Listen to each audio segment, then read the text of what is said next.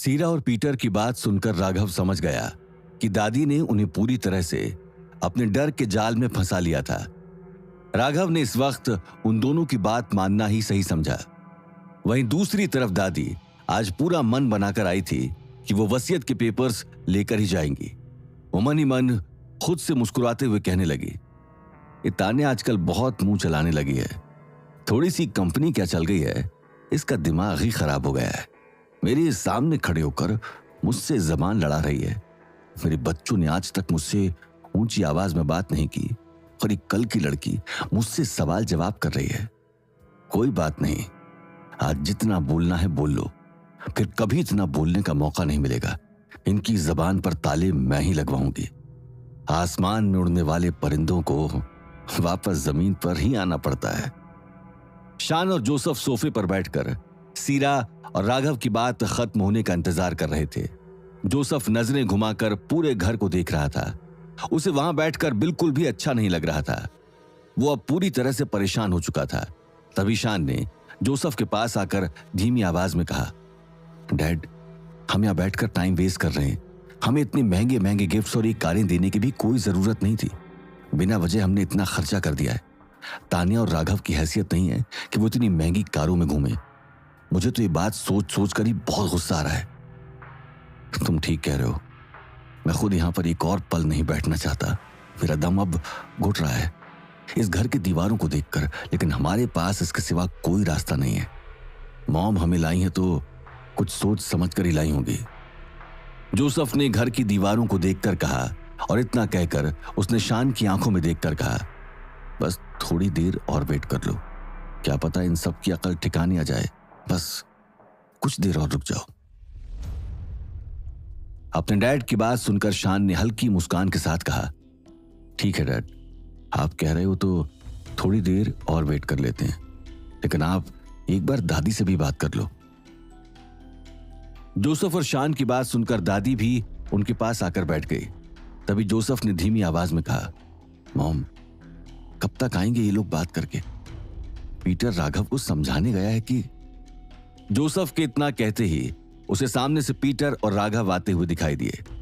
उन दोनों को देखते ही उसने अपनी बात वहीं अधूरी छोड़ दी। दादी उनके चेहरे को देखकर मन ही मन मुस्कुराने लगी। वो समझ गई थी कि पीटर ने राघव को समझा दिया था। वो पीटर की रग रग से वाकिफ थी। उसी के पीछे ही दादी को तान्या और सीरा भी आते हुए दिखाई दिए। उन्हें देखते ही दादी ने अगले ही पल सोफे से उठकर मुस्कुराते हुए कहा, अरे आओ बेटा, यहां बैठो। इतना कहकर उन्होंने दूसरे ही पल सर्वेंट को आवाज लगा दी। सर्वेंट ने दादी की आवाज सुनते ही आकर कहा, जी बोलिए। सबके लिए कॉफी ले आओ। इतनी देर से हम लोग बात कर रहे हैं। अब पहले कॉफी पियेंगे, उसके बाद बात करेंगे। जाओ सबके लिए कॉफी बनाकर ले आओ। दादी ने सभी की तरफ मुस्कुराते हुए कहा, जी मैम, अभी लेकर आता हूं। सर्वेंट ने हल्की मुस्कान के साथ कहा और किचन की तरफ चला गया। सर्वेंट के जाते ही दादी ने मुस्कुराते हुए कहा, सॉरी सीरा, घर तुम्हारा है, लेकिन मैं यहां भी हुक्म चला रही हूं। क्या करूं, आदत सी पड़ गई है। इतना कहकर वो हंसने लगी। नहीं मॉम, ऐसी कोई बात नहीं है, गलती हमारी भी है। हमने अभी तक आपसे चाय कॉफी के लिए नहीं पूछा, सॉरी। सीरा ने हल्की मुस्कान के साथ कहा, हो प्लीज, ये सब फॉर्मेलिटी वैसे भी मुझे पसंद नहीं है। दादी ने मुस्कुराते हुए कहा और पीटर की तरफ देखने लगी। राघव समझ गया था कि दादी नाटक कर रही थी। उन्हें देखते ही वो मन ही मन सोचने लगा, लो, हो गया इनका नाटक शुरू। पता नहीं इन पैसों के लिए ये लोग कितना नीचे गिरेंगे। मुझे तो अभी तक अपनी आंखों पर यकीन नहीं हो रहा कि ऐसे लोग अभी तक इस धरती पर हैं जिनके लिए दौलत के आगे कुछ नहीं है। थोड़ी देर में सर्वेंट कॉफी और स्नैक्स ले आया और लाकर सभी के सामने रख दिए। उसके आते ही दादी ने मुस्कुराते हुए कहा, ये लो, कॉफी आ गई। अब हम पहले कॉफी पी लेते हैं, उसके बाद ही बात करेंगे। लो बेटा। तान्या, राघव, कॉफी ले लो। इतना कहकर दादी सभी को कॉफी के कप देने लगी। तान्या और राघव दादी का ये ड्रामा देखकर एक दूसरे को देखने लगे। वहीं जोसेफ और शान को कुछ समझ नहीं आ रहा था। शान मन ही मन बहुत गुस्सा कर रहा था। ये सब देखकर उसके दिमाग में सिर्फ एक ही बात चल रही थी, पता नहीं कब ये ड्रामा खत्म होगा। मैं अब एक मिनट भी यहां बैठकर इन लोगों की शक्ल नहीं देखना चाहता हूं। तभी जोसेफ ने शान का चेहरा देखते ही उसके कंधे पर हाथ रखते हुए उसे इशारे से कॉफी पीने के लिए कह दिया। अपने डैड का इशारा देखते ही वो अगले ही पल गुस्से में कॉफी पीने लगा। कॉफी पीने के बाद दादी ने सीरा के पास आकर धीमी आवाज में कहा, सीरा बेटा, तुमने समझाया तानिया और राघव को? बात कर ली ना इन दोनों से? हाँ मॉम, मैंने राघव को समझा दिया है। सीरा ने एक नजर राघव को देखा और दादी से कहा, गुड बेटा, मुझे पता था तुम इस बात को अच्छी तरह से समझोगी। तुम बहुत समझदार हो। मुझे बहुत खुशी है कि तुम हमारे घर की बहू हो। दादी ने मुस्कुराते हुए सीरा के सर पर हाथ रख दिया। ये बात सुनते ही शान और जोसेफ एक दूसरे को देखने लगे। तभी राघव ने आगे आकर दादी से कहा, दादी, मैं आपको ये वसीयत देने को तैयार हूं। दादी, जोसेफ और शान ये बात सुनते ही मुस्कुराते हुए एक दूसरे को देखने लगे। जोसेफ और शान को अपने कानों पर यकीन नहीं हो रहा था, क्योंकि उन्हें कभी नहीं लगा था कि राघव इतनी आसानी से मान जाएगा। तभी राघव ने सभी को देखते हुए आगे कहा, लेकिन मेरी कुछ शर्तें हैं। अगर वो आप लोगों को मंजूर हैं तो हम लोग बात कर सकते हैं। कैसी शर्तें? राघव की बात सुनते ही दादी ने गुस्से में कहा। उनकी आंखों से लग रहा था कि वो राघव की किसी शर्त को मानने के लिए तैयार नहीं थी।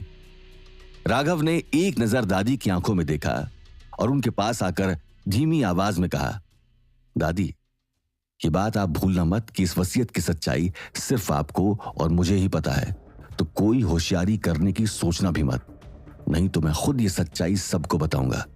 आपकी भलाई इसी में है कि आप मेरी बात को मान लें। राघव की बात सुनते ही दादी सभी को देखकर मुस्कुराने लगी। किसी को समझ नहीं आ रहा था कि राघव और दादी के बीच क्या बात हो रही थी।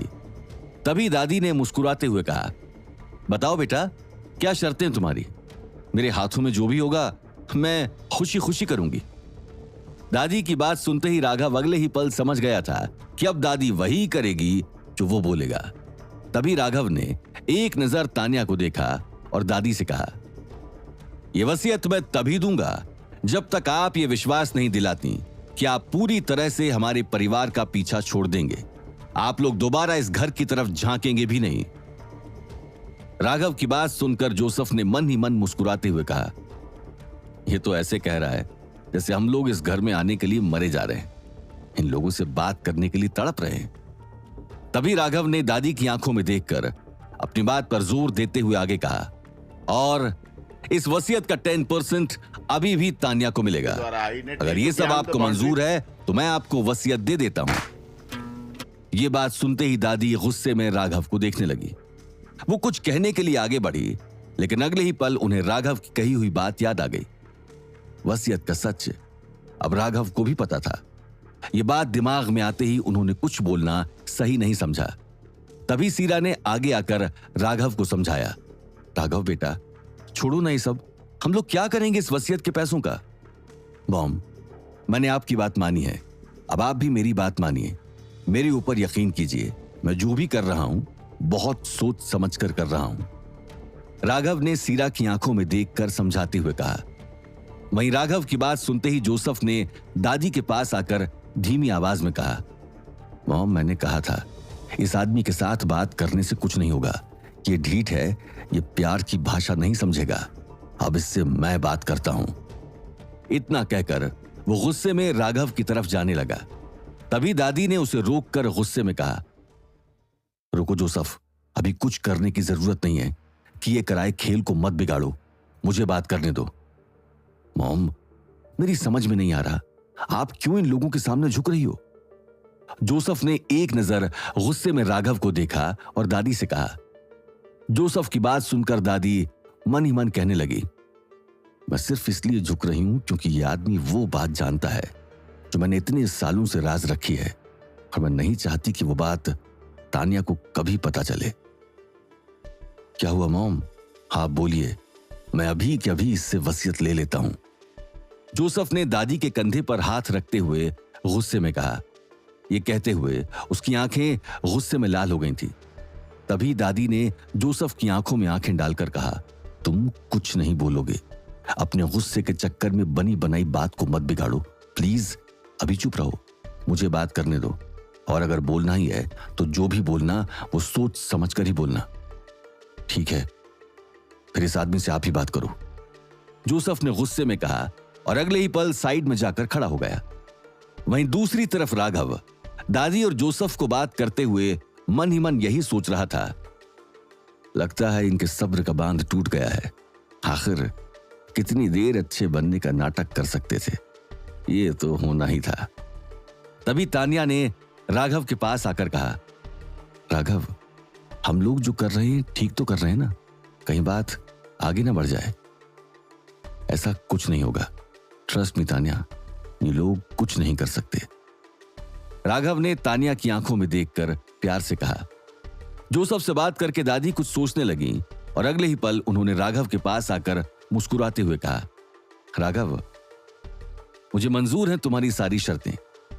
तान्या को इस वसीयत का 10% मिल जाएगा और मैं खुद इस बात का ध्यान रखूंगी कि हमारी वजह से तुम लोगों को कोई परेशानी ना हो। दादी की बात सुनकर शान हैरानी से जोसेफ की तरफ देखने लगा और मन ही मन गुस्से में कहने लगा, ओ गॉड, अब हमारी दौलत इस तरह खैरात में बांटी जाएगी। पता नहीं आज अचानक ही दादी को क्या हो गया, वो इस राघव की हर बात मान रही हैं। ये बात सोचते ही उसने सोफे से उठकर गुस्से में कहा, दादी बस, मैं अब और यहां रुककर ये बकवास नहीं सुन सकता। मेरे पास इसके सिवा भी बहुत सारे इंपॉर्टेंट काम हैं। बैठे रहो जब तक बात पूरी नहीं हो जाती। मैं बार बार नहीं समझाऊंगी, चुपचाप बैठे रहो, दादी ने गुस्से में शान से कहा। दादी की बात सुनते ही शान बहुत डर गया। वो सबके सामने ये बात सुनकर बहुत शर्मसार हो गया था और अगले ही पल गुस्से में राघव और तान्या को देखने लगा। वहीं दादी गुस्से में सभी की तरफ देखने लगी और एक गहरी सांस लेकर उन्होंने राघव को समझाते हुए कहा, राघव, अब वसीयत के पेपर्स मुझे दे दो, इससे पहले कि बात आगे बढ़े और मैं संभाल ना पाऊं। दादी अब और वहां नहीं रुक सकती थी। दादी की बात सुनकर राघव सभी की तरफ देखने लगा। आखिर वसीयत लेने के बाद दादी राघव के साथ क्या करने वाली थी? क्या जोसेफ और शान को वसीयत का सच पता चलेगा? क्या राघव वसीयत के पेपर्स दादी को देगा? क्या होंगे इन सभी सवालों के जवाब? कमेंट बॉक्स में कमेंट करके जरूर बताएं और आगे की कहानी जानने के लिए सुनते रहें राघव बन गया जेंटलमैन, सिर्फ पॉकेट एफएम पर।